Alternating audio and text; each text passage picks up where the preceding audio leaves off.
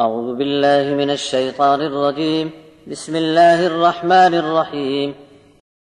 قل إني نهيت أن أعبد الذين تدعون من دون الله قل لا أتبع أهواءكم قد ضللت إذا وما أنا من المهتدين.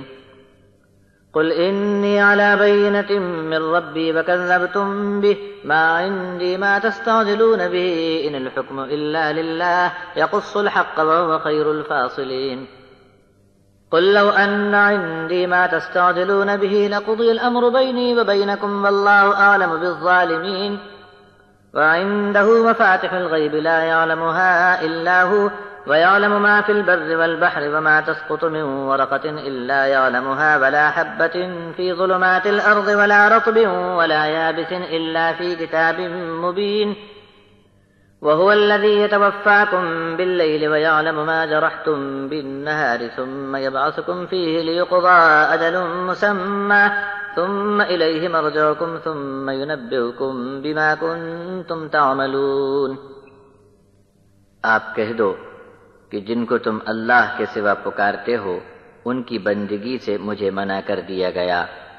کہہ دو کہ میں تمہاری منچاہی پر نہیں چل سکتا، ایسا کروں تو میں بھی بہک جاؤں گا اور صحیح راستہ چلنے والوں میں شامل نہیں رہا.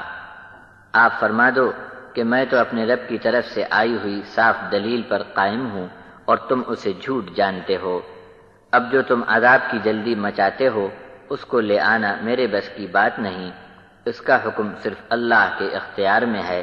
وہی حق بات صاف صاف بیان فرماتا ہے اور وہی سب سے اچھا فیصلہ فرمانے والا ہے. آپ فرما دو کہ جس عذاب کی تم جلدی مچاتے ہو وہ اگر میرے اختیار میں ہوتا تو میرے اور تمہارے درمیان فیصلہ کب کا ہو چکا ہوتا. ظالموں کو تو اللہ ہی سمجھ لے گا. غیب کی کنجیاں اسی کے پاس ہیں جن کو اس کے سوا کوئی نہیں جانتا. زمین، جنگل اور دریا کی سب چیزوں کا علم اسی کو ہے.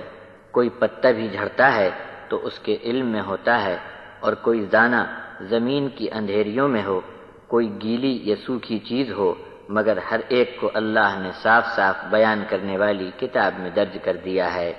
وہی اللہ ہے جو رات میں تمہاری جان اپنے قبضے میں رکھتا ہے اور جو کچھ تم دن میں کرتے ہو اسے بھی جانتا ہے، اور دن میں تم کو وہی اٹھا دیتا ہے تاکہ اس طرح مقرر کی ہوئی مدت پوری ہو جائے. پھر تم سب کو اسی کی طرف لوٹ کر جانا ہے.